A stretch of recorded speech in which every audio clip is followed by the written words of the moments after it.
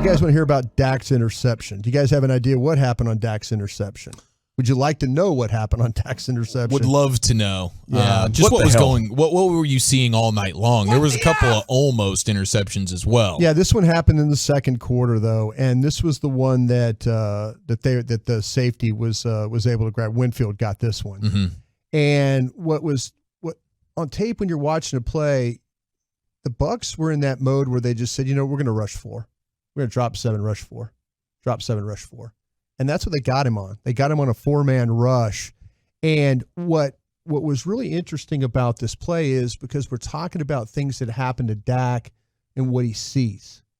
And from the end zone copy of it, you can completely see that at the snap, they're going to try and run CeeDee Lamb vertical against a 2-deep look. Okay, when I say 2-deep, the safety split on the hash, and they're going to try and split the 2 safeties with Lamb running them through the middle and see if they can hit it right there between a linebacker and then the safeties in that area.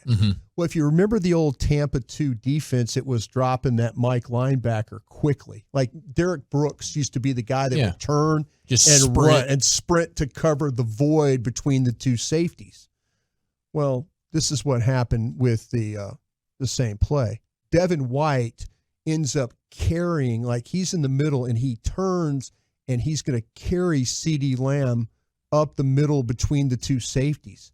And you can see Dak's eyes are like, okay, I can't make that throw.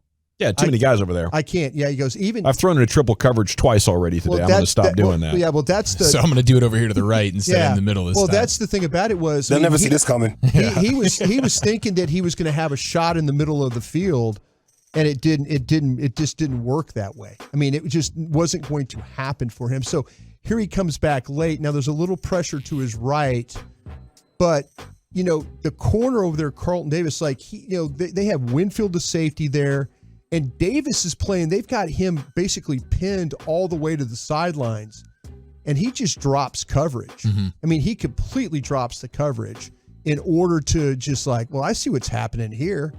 We're gonna get Noah Brown's coming. He's gonna try and throw the ball to Noah Brown here. Yeah, because the corner didn't have any underneath threat right there, so now he's able to look off. The corner had put the receiver to that side, Houston to that side, had pushed him wide, and he's not throwing the ball to Houston here. So if he did, it might have been a touchdown. It might have been if he led him right. Because that's what I'm saying. Davis was looking inside, and he noticed that Noah Brown was breaking to the outside, and he goes, that's where the ball's going to go now. And so Davis drives, and then he doesn't see Winfield really underneath at all. That's the big thing about it. And we've talked about this before with Dak is when he loses track where defenders are on the field. He thinks, oh, well, that's going to be open, and he's coming back to it.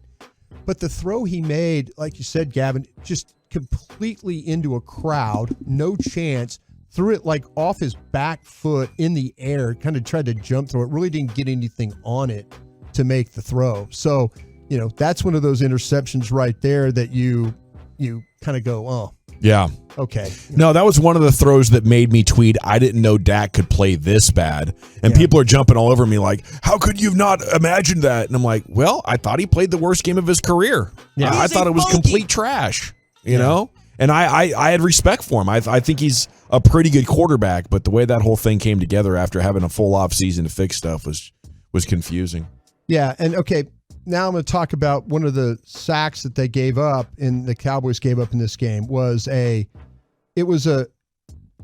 this is when you have Pollard in the game, and then he's working with Zach Martin on this particular block, and they're trying to sort out a blitz that Devin White and Mike Edwards, the strong safety, are coming on this blitz through the middle.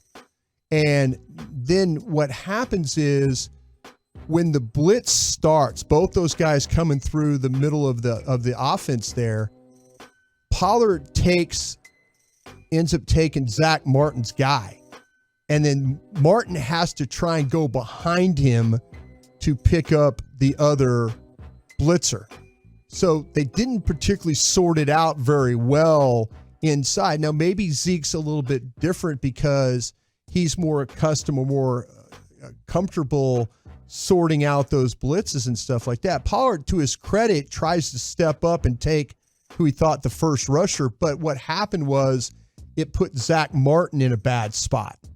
So now Martin is trying to get off, and then then there's the pressure right there. But the twist stunt inside, this is what teams do. This is where teams say, hey, if they've got guys in there that aren't comfortable blocking, well, go ahead and blitz them. Make them have to. I was thinking, blitz Leonard Fournette, make him have to pick up and things like that.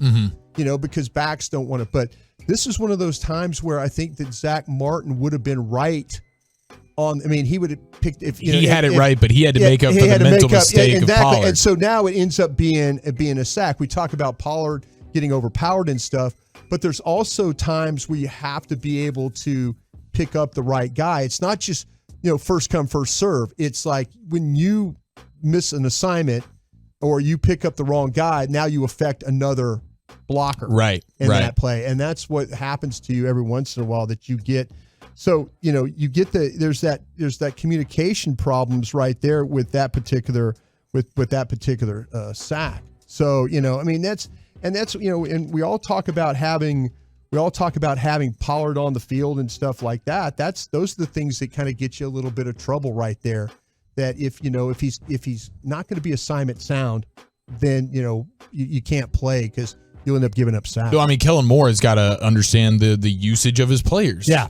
Like that goes back to Kellen Moore in my mind, and it's crazy that Pro Football Focus has Tony Pollard as a considerably better pass blocker than Ezekiel Elliott. Well, the tape doesn't show that at all. There was a couple different times where Tony's going to give you great effort, but it's not the finish is not what it needs to be. Yeah, that's the problem. And then the good point by you, where there's a cerebral aspect to it as well, and understanding the protections and knowing who am I supposed to block. Yeah, so you don't confuse somebody else who's trying to block with you as well to sort that thing out.